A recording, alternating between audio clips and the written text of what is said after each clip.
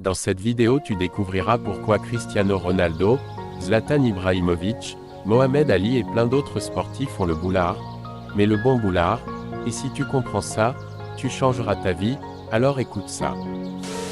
Par contre, je vous le garantis, je suis très humble. Je suis très humble.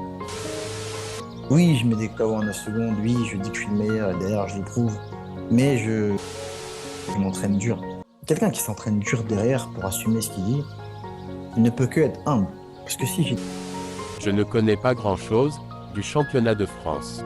Je suis ici pour gagner avec mon équipe. Peu importe l'adversaire, que je le connaisse ou non. Je ne connais pas la Ligue 1, mais la Ligue 1 me connaît.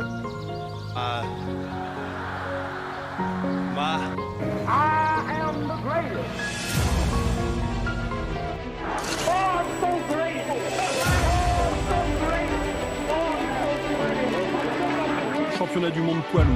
Il salue Floyd Patterson, le challenger, et fait semblant de fuir le champion, Sonny Liston. Ali invente, Ali Boumaillé, Ali tue. Et il peaufine son show. Después del 30 de noviembre, ¿por qué te está costando un poco más de trabajo marcar penaltis?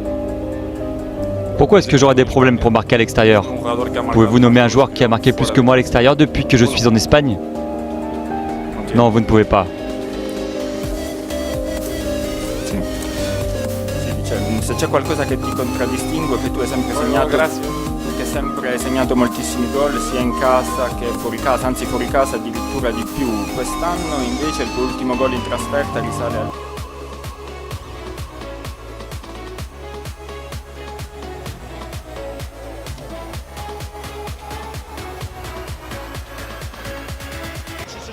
Comme vous pouvez le voir, le niveau du boulard de ces personnes est très élevé, et quand Cristiano Ronaldo jouait au Real Madrid, à la Juventus, il se la pétait constamment, et c'est pareil pour Zlatan Ibrahimovic qui jouait au Paris Saint-Germain, et le grand boxeur du siècle Mohamed Ali.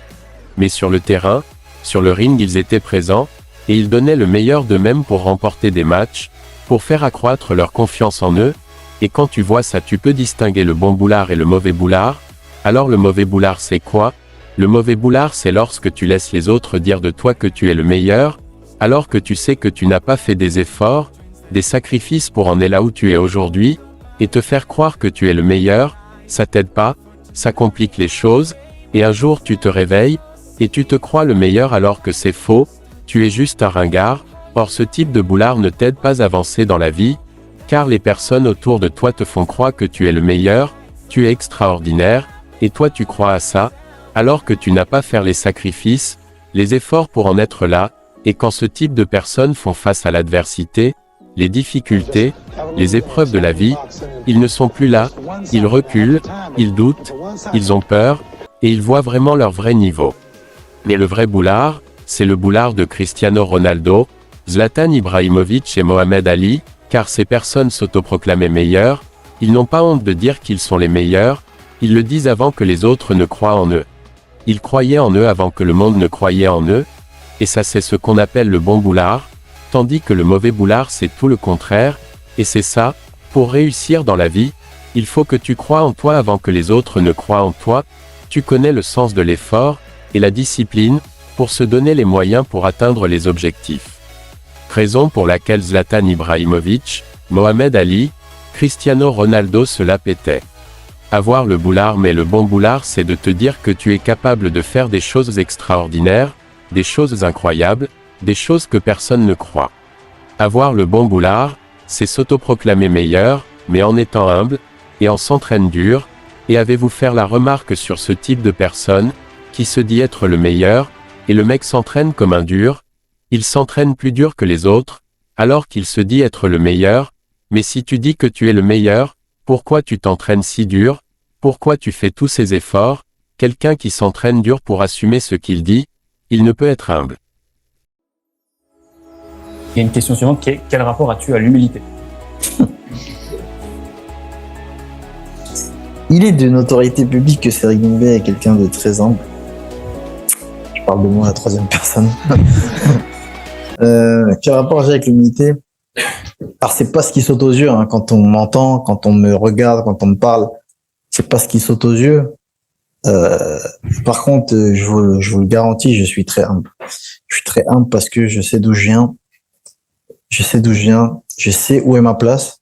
Et surtout, je sais où je veux aller, le niveau que je veux atteindre. Oui, je mets des KO en 9 secondes. Oui, je dis que je suis le meilleur. Et derrière, je le prouve.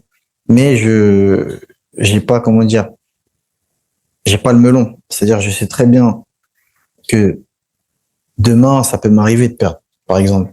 Demain, ça peut m'arriver de prendre un KO en 9 secondes, par exemple. Demain, je peux tomber sur quelqu'un qui est meilleur que moi. C'est pour ça, d'ailleurs, que je m'entraîne dur.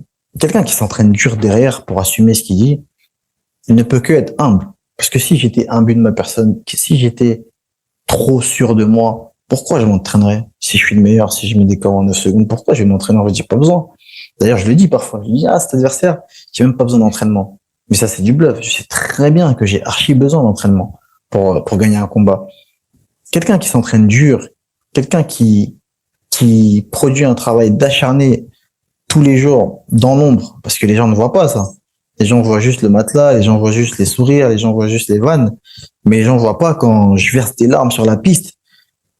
Je sais même pas pourquoi d'ailleurs. Donc là, je viens de lancer un dossier sur moi. Je verse des larmes sur la piste parce que c'est tellement dur que je me pousse. Les gens ne voient pas quand il neige et que je mets mon bonnet, mes gants et que je vais courir seul sous la neige. Les gens ne voient pas ça. Parce que je me dis, j'ai pas le choix. C'est mon métier, j'ai choisi. J'ai pas le choix. Et il y a des gens, parfois j'envie, des gens qui, oui, forcément, gagnent beaucoup moins d'argent que moi. Mais tous les mois, ils ont leur salaire. Ils se lèvent le matin à la même heure, ils rentrent le soir à la même heure. Et il n'y a aucun stress, ils n'ont pas d'échéance. Et parfois, je les envie. Et après, je me dis, mais c'est la vie que tu as choisie. Et comme disait le grand-père de Spider-Man, chaque pouvoir